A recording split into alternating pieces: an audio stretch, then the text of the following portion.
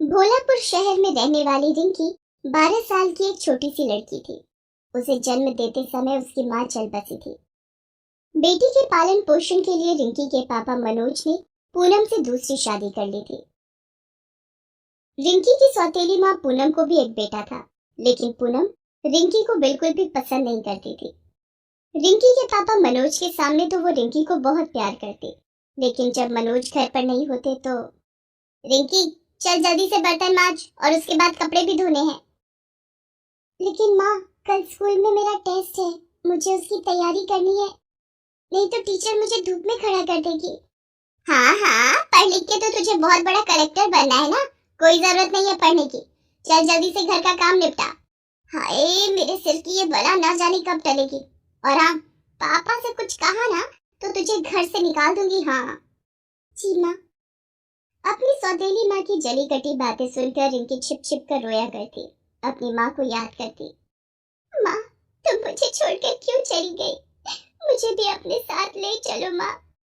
दीदी, दीदी, मत रो दीदी। देखना, एक दिन सब ठीक हो जाएगा। अब मम्मी तुम्हें भी बहुत प्यार करेगी। वो दिन कभी नहीं आएगा मोनू। छोटा भाई मोनू रिंकी को चुप कराता और रिंकी चुपचाप घर का काम करने लगती। डर के मारे वो पापा से अपनी सौतेली माँ पूनम की शिकायत भी नहीं करती। शाम को रिंकी के पापा घर आते हैं। आ गए आप? बैठिए, मैं पानी लाती हूँ। सुनो, मुझे ऑफिस के काम से शहर से बाहर जाना है। कल सुबह सुबह निकल जाऊंगा। तुम मेरा सामान पैक कर दो। पापा, आप कहीं मत जाओ। अरे मेरी बच्ची, मैं हूं ना तेरे साथ, तू क्यों परेशान हो रही है? जा, खाना खा के सो जा। अगले दिन सुबह मनोज शहर से बाहर चला जाता है। रिंकी की माँ तो जैसे इसी घड़ी का इंतजार कर रही थी। माँ, माँ मुझे भूख लगी है, कुछ खाने को दे दो। सारा दिन खाती रहती चुड़ैल, मुझे खा ले। पूनम रिंकी को एक जोरदार थप्पड़ मारती है। जा, जाके घर की सफाई कर, सारा घर गंदा पड़ा है। रिंकी रोने लगती है। तभी उसका छोटा भाई मोनू उसके पास आता है। कुछ नहीं होगा दीदी, तुम इसे खा लो, माँ अभी सो रही है, उसे कुछ पता नहीं चलेगा। नहीं मोनू, अगर माँ ने देख लिया तो मुझे फिर मारेगी। और मोनू अपने नन्हे हाथों से रिंकी को खाना खिलाता है। रिंकी की आंखों में आंसू आ जाते हैं। अगले दिन मनोज का दोस्त विनोद लाला मनोज के घर आता है। वो घर की घंटी बजाता है। जी, आप कौन? मैं मनोज का दोस्त विनोद लाला हूँ। वो तो शहर से बाहर गए हैं, बताइए क्या काम है? कुछ दिन पहले उसने मुझसे कुछ रुपए उधार लिए थे, वही लेने आया हूँ। तभी विनोद की नजर ड्राइंग रूम में झाड़ू लगा रही रिंकी पर पड़ती है। वो उसे बुरी नजर से देखता है। लगता है अब उधार चुकता हो ही जाएगा। अच्छा, मैं चलता हूँ, फिर आऊंगा। दूसरे दिन विनोद फिर से मुकेश के घर जाता है। जी, वो तो अभी नहीं आए हैं।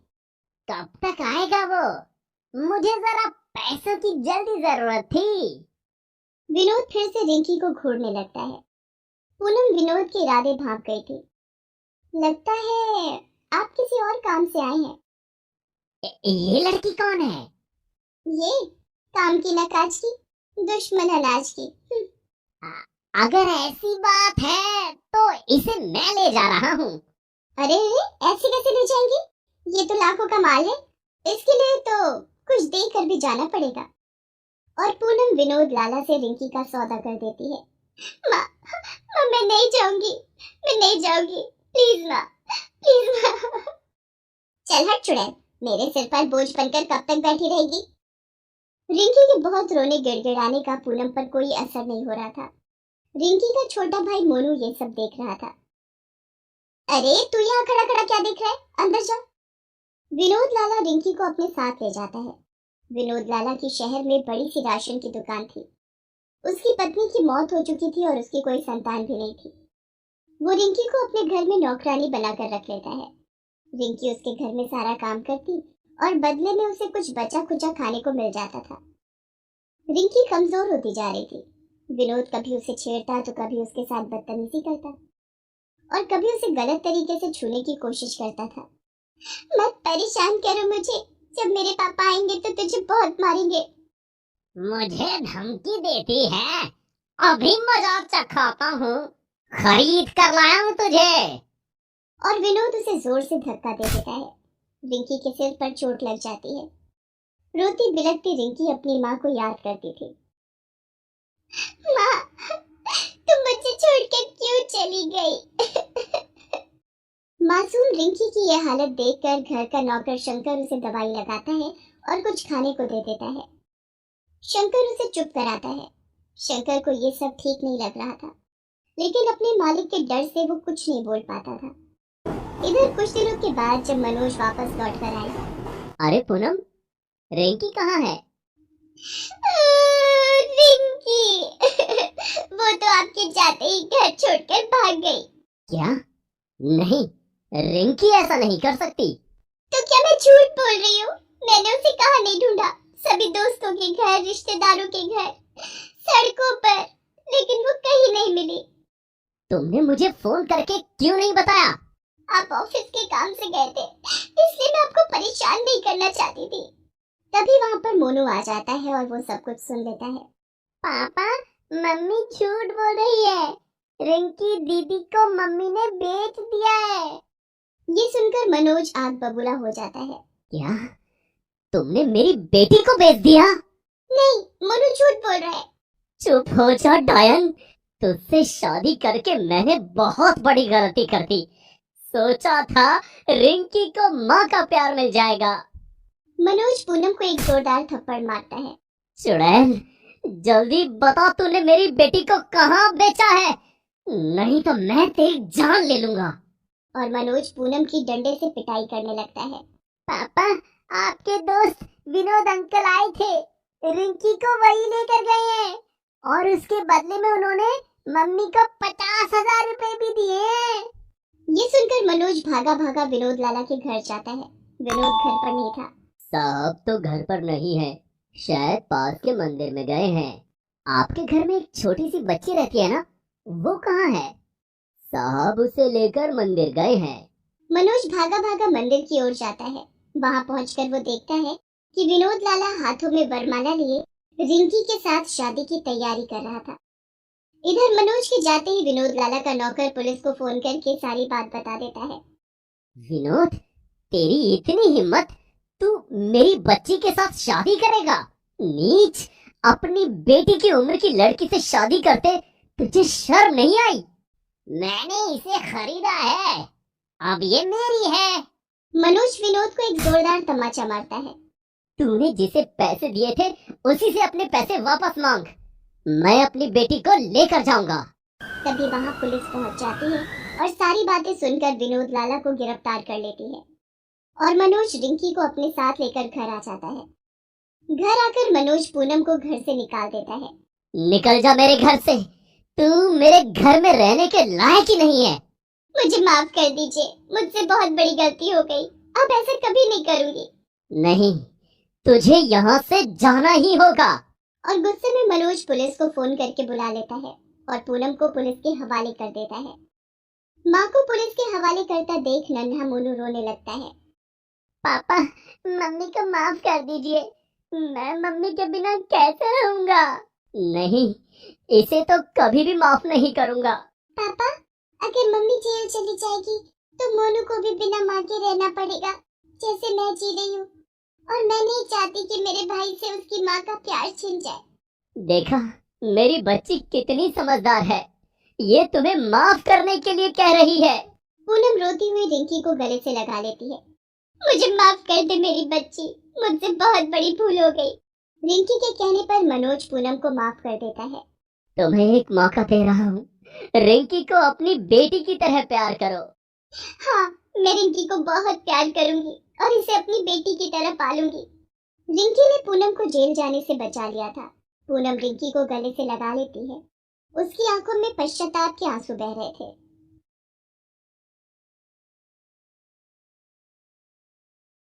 ये कहानी हिना की है, जिसके हाथों में गजब का हुनर था। बचपन से ही हिना को मेहंदी लगाने का बड़ा शौक था। बिना कहीं से सीखे वो मेहंदी के बहुत ही सुंदर डिजाइन बनाती थी, लेकिन उसके घर के हालात अच्छे नहीं थे। हिना जब सिर्फ 2 साल की थी उसके अब्बा इस दुनिया से रुखसत हो गए थे। तब से उसकी अम्मी सबीना ही सब कुछ संभाल रही थी। हिना, मुझे काम के लिए देर हो रही है, तो तू ऐसा करना, घर के जो भी काम बचे हैं तू निपटा लेना, ठीक है? ठीक है अम्मी, मैं सब कर लूंगी, लेकिन आप काम से लौटते हुए बिरजू अंकल की दुकान से मेहंदी लेती आना, याद से ले आना, भूलना मत। हाँ हाँ ठीक है, चल मैं चलती हूँ, तू सारे काम कर लेना ठीक से। हिना की माँ सबीना लोगों के घरों में काम करके अपना और हिना का खर्च उठा रही थी। वो हिना को स्कूल भेजना चाहती थी, लेकिन स्कूल में एडमिशन के लिए और पैसों की जरूरत थी।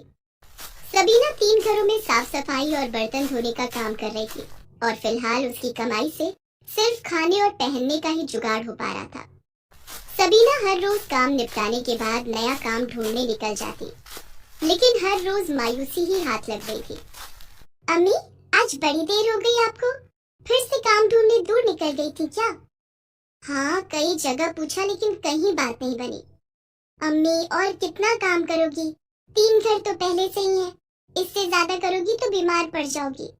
मेरी बात मान लो ना आप, मुझे सोनाली भाभी के ब्यूटी पार्लर से काम सिखवा दो, फिर देखना मैं अपना खुद का पार्लर खोलूंगी और खूब सारे पैसे कमाऊंगी, फिर आपको कहीं भी काम करने की जरूरत नहीं पड़ेगी। वैसे अम्मी, मेरी मेहंदी कहाँ है? खरीदी तो थी ना? नहीं खरीदी और ना ही खरीदूंगी, क्योंकि मेरे पास पैसे नहीं है तेरे शौक पूरे करने के लिए। और एक बात साफ साफ सुन ले हिना, ये पार्लर वार्लर का काम नहीं सिखवा पाऊंगी मैं तुझे। किसी तरह थोड़ी और कमाई बढ़ जाए तो सबसे पहले स्कूल भेजना है तुझे। इतना कहकर सबीना रसोई में चली जाती है। हिना अपने घर के हालात जानती थी और अच्छे से समझती भी थी। वो भी अपनी अम्मी की मदद करना चाहती थी, इसीलिए पार्लर का काम सीखना चाहती थी, लेकिन सबीना को ये सब फालतू लगता था। ऐसे ही दिन बीतते गए, ना सबीना को और काम मिला और ना ही हिना स्कूल जा सकी। फिर एक दिन, अरे वाह हिना, ये डिजाइन तो पार्लर वाली भी नहीं लगा पाई थी और तुमने बिल्कुल जैसे का तैसा बना दिया। हाँ भाभी, आपने जिस दिन ये डिजाइन दिखाया था उसी दिन से इसकी तैयारी कर रही थी। सच में बहुत ही सुंदर मेहंदी लगाई है। अब एक काम करो, ये मेरा पर्स रखा है, जरा खोलो तो इसे। हाँ भाभी, क्या चाहिए पर्स में से? वो 50 रुपए है ना, उन्हें निकालो। हाँ, ये लीजिए, अब क्या करना है? इन्हें तुम रख लो। अरे नहीं नहीं भाभी, इसकी जरूरत नहीं है। मैंने कभी आपसे पैसे मांगे हैं क्या? मुझे तो मेहंदी लगाने का शौक है, बस इसीलिए लगाती हूँ। हाँ जानती हूँ, और इसीलिए ये पैसे दे रही हूँ, ताकि तुम अपने शौक को अपनी कमाई का जरिया बनाओ। तुम्हें पता है, सोनाली भाभी के पार्लर में एक हाथ का 100 रुपए लेते हैं और मेहंदी भी अच्छी नहीं लगाते। तुम उन्हें कड़ी टक्कर दे सकती हो। लेकिन सुषमा भाभी, मेरे पास कोई क्यों आएगा? मेरा तो पार्लर भी नहीं है और मैंने कहीं से मेहंदी लगाना सीखा भी तो नहीं है। तो क्या हुआ, तुम्हारा काम सबको खींच कर लाएगा। देखो, शादियों का सीजन आने वाला है, मैं अपनी सारी सहेलियों को तुम्हारे बारे में बताऊंगी। उन्हें तुम्हारा काम अच्छा लगा तो वो औरों को बताएंगी। ये तो बहुत अच्छा रहेगा भाभी, मेरा शौक भी पूरा होगा और मैं अम्मी की मदद भी कर पाऊंगी। हिना के पास अगले ही दिन 2 औरतें मेहंदी लगवाने के लिए आ गईं। उन्हें सुषमा ने ही हिना के पास भेजा था। हिना पूरी मेहनत से उन दोनों के हाथों पर बहुत ही सुंदर मेहंदी लगाती है, जिसे देखकर वो दोनों बहुत ही खुश हो जाती हैं। इस तरह धीरे धीरे हिना के पास काफी औरतें और लड़कियां मेहंदी लगवाने उसके घर आने लगी और हिना घर बैठे बैठे कमाने लगी। अरे हिना, ये राशन कौन लेकर आया? मैं लाई अम्मी, मेहंदी लगाकर मेरे पास पैसे हो गए थे, उन्हीं से लेकर आई हूँ। हिना की बात सुनकर सबीना की आंखों में आंसू आ जाते हैं। वो हिना का सिर सहलाकर अपने काम में लग जाती है। वक्त के साथ हिना का नाम होने लगा। मोहल्ले के मशहूर पार्लर के बजाय अब हिना के घर पर औरतों की भीड़ आने लगी। आपका सब कुछ हो गया, बस मेहंदी बाकी है। आइए मैं लड़के को बोल देती हूँ, वो फटाफट लगा देगा। नहीं नहीं नहीं, मेहंदी रहने दीजिए, वो मुझे कहीं और से लगवानी है। अरे पर ऐसा क्यों? आप मेहंदी लगवा कर तो देखिए, हमारे यहाँ प्रोफेशनल्स हैं। मैंने लगवा कर देखी है आपके प्रोफेशनल से मेहंदी, इसीलिए तो कहीं और से लगवानी है। आप मुझे बिल बताइए, मैं पे कर देती हूँ। सोनाली को समझते देर नहीं लगी कि वो ग्राहक किससे मेहंदी लगवाने वाली थी। कुछ तो करना ही पड़ेगा इस हिना का, ऐसे तो हमारे यहाँ से कोई मेहंदी लगवाएगा ही नहीं। कुछ सोच सोनाली, ये अपने पार्लर की इज्जत का सवाल है। हिना जिस दुकान से मेहंदी खरीदती थी, सोनाली ने उस दुकान वाले को कुछ पैसों का लालच देकर हिना की मेहंदी में केमिकल मिलाने के लिए तैयार कर लिया। हिना अनजाने में वही केमिकल वाली मेहंदी सबके हाथों में लगाती रही, जिससे ज्यादातर औरतों के हाथों पर एलर्जी हो गई और सभी हिना पर गुस्सा करने लगे। ये कैसी मेहंदी लगाई तुमने? हे भगवान, खुजा खुजा कर मेरे तो हाथ ही छिल गए। अब कैसे करूंगी मैं घर के काम? मुझे सोनाली के पार्लर से ही मेहंदी लगवानी चाहिए था। भले ही डिजाइन अच्छा नहीं बनता, लेकिन कम से कम मेरे हाथों पर ये एलर्जी तो नहीं होती। हिना को कुछ समझ नहीं आ रहा था कि ये सब क्यों हुआ। वो बहुत डर गई थी। उसने फौरन अपनी सारी मेहंदी पानी में बहा दी और रोने लगी। हिना, परेशान मत हो बेटी, सब ठीक हो जाएगा। नहीं अम्मी, खुदा पता नहीं किस गुनाह की सजा दे रहे हैं। मैंने तो इतने प्यार से मेहंदी तैयार की थी, इससे पहले तो कभी ऐसा नहीं हुआ। अब मुझसे मेहंदी लगवाने कोई नहीं आएगा, कभी नहीं आएगा। क्यों नहीं आएगा? खुदा अपने बंदों का इम्तिहान लेते हैं। अब ये तुम पर है कि तुम्हें हिम्मत करके इसे पार करना है या हार मानकर रोते रहना है। पहले मैं ही तुझे इस काम से दूर रहने को कहती थी, लेकिन अब मैं समझ गई हूँ कि इसी काम में तेरी खुशी है, और अब मैं तेरे साथ हूँ बेटा। शुक्रिया अम्मी, लेकिन अब हम क्या कर सकते हैं? मुझे तो ये भी नहीं पता कि मेरी मेहंदी को आखिर हुआ क्या है। क्या हुआ था ये तो नहीं पता, पर अब आगे क्या करना है इसके बारे में सोचना चाहिए। मैं जिनके यहाँ काम करती हूँ ना, वो मैडम एक आयुर्वेद की डॉक्टर हैं। उन्हें मैंने तेरी मेहंदी दिखाई थी। उन्होंने बताया कि उसमें मेहंदी के अलावा कोई और चीज भी थी जो हाथों को नुकसान दे गई। लेकिन अम्मी, मैंने तो कुछ अलग से मिलाया ही नहीं, फिर ऐसा कैसे हुआ? हो सकता है ये बिरजू की मेहंदी में कुछ गड़बड़ हो। तो ऐसा कर, इस बार दूसरी दुकान से मेहंदी खरीद और सबसे पहले मेरे हाथों पर लगा। और हाँ, और इस सबसे पहले मेरे साथ मिलकर एक तेल बना। मैडम जी ने बताया है कि कैसे बनाना है, उससे सबके हाथों को आराम आ जाएगा। हिना ऐसा ही करती है। उसकी माँ सबीना के हाथों पर मेहंदी का रंग बहुत ही अच्छा चढ़ता है और उसके हाथों को कोई नुकसान भी नहीं पहुंचा था। ये देखकर हिना का खोया आत्मविश्वास फिर लौट आया और वो फिर से अपना मेहंदी लगाने का सामान लेकर अपने घर के बाहर बैठ गई। तभी सोनाली वहां से गुजरी। उसने हिना को देखकर उससे कहा, फिर खोल ली तूने अपनी दुकान, और कितने हाथों को खराब करेगी? ना क्वालिटी का पता और ना ही डिजाइन की समझ, चली है मुझसे टक्कर लेने। सुन, तेरी भलाई के लिए कह रही हूँ, ये सब छोड़ और वो कर जो तेरी माँ करती है, समझी? तभी वहां पर सोनाली की 5 साल की बच्ची आ जाती है। वो लगातार अपने हाथ खुजा रही थी और रोती जा रही थी। मम्मी, मम्मी खुज्जी हो रही है। मम्मी खुज्जी। अरे, तुमने वो मेहंदी कब लगाई और क्यों लगाई? एलर्जी, तेरी हिम्मत कैसे हुई मेरी बच्ची के हाथों पर अपनी जहरीली मेहंदी लगाने की? भाभी, श्रद्धा ने बड़े मन से कहा था, इसीलिए लगा दी थी मैंने। लेकिन आप चिंता मत करो, ये मैंने एक तेल बनाया है, ये इसके हाथों को ठंडक देगा और फिर सब ठीक हो जाएगा। इतना कहकर हिना सोनाली की बेटी के हाथों पर वो तेल मल देती है, जिससे उसके हाथ कुछ ही देर में बिल्कुल ठीक हो जाते हैं। वाह, मेरे हाथ तो बिल्कुल ठीक हो गए। मम्मा देखो ना, दीदी ने कितनी अच्छी मेहंदी लगाई है। दीदी, आज मेरे पैरों पर भी लगा दोगी प्लीज? ये सब देखकर सोनाली हैरान थी। वो जानती थी कि उसकी बच्ची के हाथों पर एलर्जी की जिम्मेदार हिना नहीं बल्कि वो खुद थी। वो ये सब करके भी हिना को मेहंदी लगाने से नहीं रोक पाई, क्योंकि हिना ने एक एक करके सभी के हाथ अपने तेल से ठीक कर दिए थे। सोनाली शर्मिंदा थी। उसने हिना के सामने हाथ जोड़ते हुए कहा, हिना, मुझे माफ कर दो। तुम्हारी मेहंदी में केमिकल मैंने ही मिलवाया था। मुझसे गलती हो गई, बहुत बड़ी गलती हो गई। कोई बात नहीं भाभी, लेकिन इतना जरूर कहूंगी कि आपको टक्कर देने का मैंने कभी नहीं सोचा, बल्कि मैं तो हमेशा से आपसे सीखना चाहती थी। तो तुम मेरे पास आई क्यों नहीं? वो भाभी, अम्मी के पास पैसे नहीं थे तो बस इसीलिए। क्या हुआ अगर पैसे नहीं थे? तुम्हारे पास जो हुनर है वो पैसों से कहीं ज्यादा कीमती है। तुम आज से ही मेरे पार्लर में आना शुरू करो और मेरे लिए काम करो। तुम सबको मेहंदी लगाना और मैं तुम्हें उसके पैसे तो दूंगी ही, साथ ही पार्लर का बाकी काम भी सिखाऊंगी, वो भी बिना पैसों के। जो सोनाली पहले हिना के लिए मुश्किल खड़ी कर रही थी, अब उसने एक ही पल में हिना की सबसे बड़ी ख्वाहिश पूरी कर दी थी। सोनाली और हिना दोनों खुश थे, क्योंकि वो दोनों ही अब एक दूसरे की मदद करने जा रहे थे।